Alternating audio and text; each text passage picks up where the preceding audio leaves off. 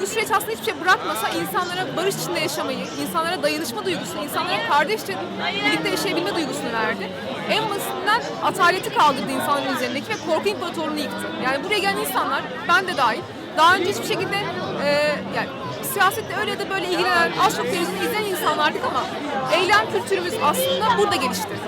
Nasıl eylem yapılır, insanlarla nasıl yardımlaşır? Burada hiçbir yerde şurada oturuyorken yanınıza biri geliyor, sabahtan akşama kadar sohbet ediyorsunuz, Türkiye siyasetini tartışıyorsunuz.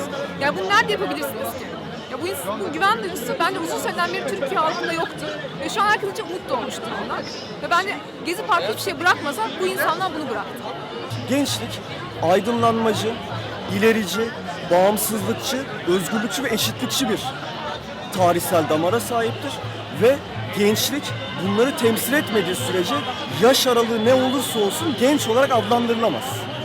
Biz burada Tayyip Erdoğan'ın Türkiye toplumuna dayattığı toplum profilini ve gençlik profilini Fikir Kulüpleri Federasyonu olarak reddediyoruz ve yeni bir ülke, yeni bir üniversite, yeni bir gelecek şiarıyla yola çıktık ve bu direnişte de yerimizi alıyoruz. Burada bütün halk var. Hiçbir siyasi parti yok. Tamamen burası halktan oluşuyor. Her şey ücretsiz ve buradaki insanlar müthiş bir hoşgörü içinde birbirlerini anlıyorlar. Yani İstanbul gibi bir metropolde böyle hoşgörü olması gerçekten şahane bir şey. 10 gündür buradayız. 10 gündür ne bir tecavüz, ne bir hırsızlık, ne bir en ufak bir taciz bile olmadı hiç kimseye. Burada kapalı arkadaşlarımız var, açık arkadaşlarımız var. Yani her görüşten, her siyasi durumdan insan var ama müthiş bir anlayış var. O yüzden hala bizi anlamayanlara ben sadece bizim haberlerimizi de okumalarını istiyorum. Sadece yandaş medyanın yayınladığı haberleri değil, hepimizin haberlerini okusunlar ki bir şey düşünebilsinler. Sadece biz onlardan düşünmelerini istiyoruz. Oraya taşma, gel buraya. Revir bile var, iğne iplik bile bulabiliyorsunuz. Her türlü ihtiyacınız, etraftaki oteller tuvaletlerini alıyor vesaire. Yani inanılmaz bir dayanışma var. Burada zaten yani normalde bir devletin halkına vermesi gereken, halkın ücretsiz olarak vermesi gereken sağlık hizmeti, kütüphane hizmeti vesaire yani hepsi var.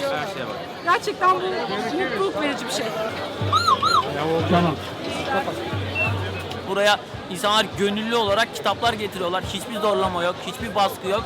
Biz o kitapları insanlara ulaştırmakla kendimizi görevli hissediyoruz. Yani ben toplumun bir bireyiysem bu benim sorumluluğumdur, bu benim görevimdir toplumun okumasını, görmesini sağlamak.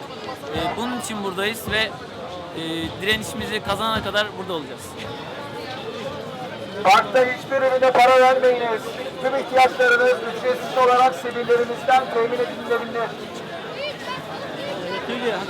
Çok uzun zamandır görmediğimiz bir şey. 70'lerden, 60'lardan, 70'lerden beri görmediğimiz bir şey.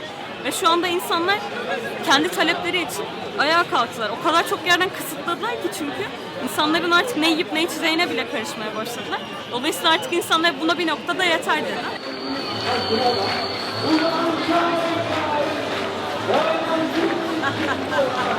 Gezi Parkı TV olarak dünden beri buradayız. Bir kameramız ve bir mikrofonumuz var. Bu mikrofon herkese açık. Amacımız burada bir konuşma platformu oluşturmak. İnsanların fikirlerini, düşüncelerini gelip istedikleri gibi hiçbir sansür uygulamadan söyleyebilmelerini sağlamak. Bunları geziparkıtv.wordpress.com adresinde yayınlıyoruz. Oradan takip edebilirsiniz.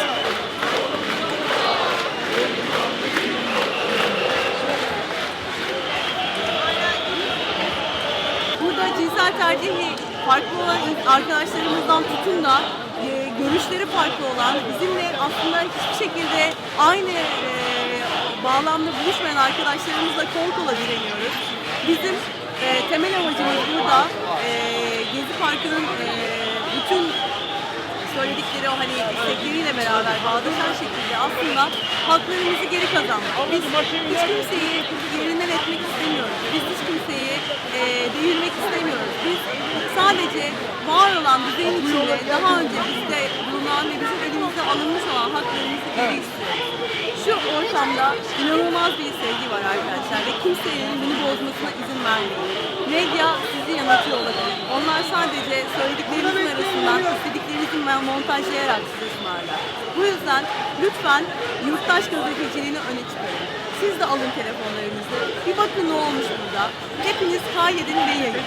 Çünkü siz en iyi siz kendinizi bir başkasına anlatabilirsiniz. Ayrıca annelerinize, babalarınıza da söyleyin. Burası kesinlikle bir terör, bir karmaşa ortamı değil artık. Burada çok rahatız. Çıkın gelin, anneleriniz, babalarınız bıraksınlar, atsınlar üstlerindeki 80 dönemi travmalarını. Bıraksınlar burada 1968 kuşağının güzelliklerini hep beraber yaşayalım. Hepinizi çok seviyorum, gerçek anlamda çok seviyorum. Çünkü burada inanılmaz bir sevgi var, hepimize yeter. Kendini herhangi bir siyasi örgüte veya partiye yakın hissetmeyen ve nerede olacağını kestiremeyen herkes sonunda ses çıkarabilecek bir yer buldu ve o yüzden herkes burada sonunda ben de hani apolitiktim. Apolitik demeyeyim de her örgütlenmiyordum. Çünkü kendimi hiçbir yere yakın hissetmiyordum ve gerçekten halk bu sefer burada. O yüzden bunu gözlemliyorum. Gençlere minnettarım. Onlar bize bir şey öğretti. Önceden ben sinir oluyordum yeni nesile. Habire bilgisayarın başında diye. Ya çıkın diyordum sokağa, dokunun insana. Yani bir şey farklı gibi diye hep böyle söylerdim kızıma, yeğenlerime. Ama öğrettiler, gerçekten öğrettiler. İlk kıvılcımı onlar bizi yaşlıları sürüklediler ve bize bir şey öğrettikleri için çok mutluyum. Onlara minnettarım. Çok mutluyum.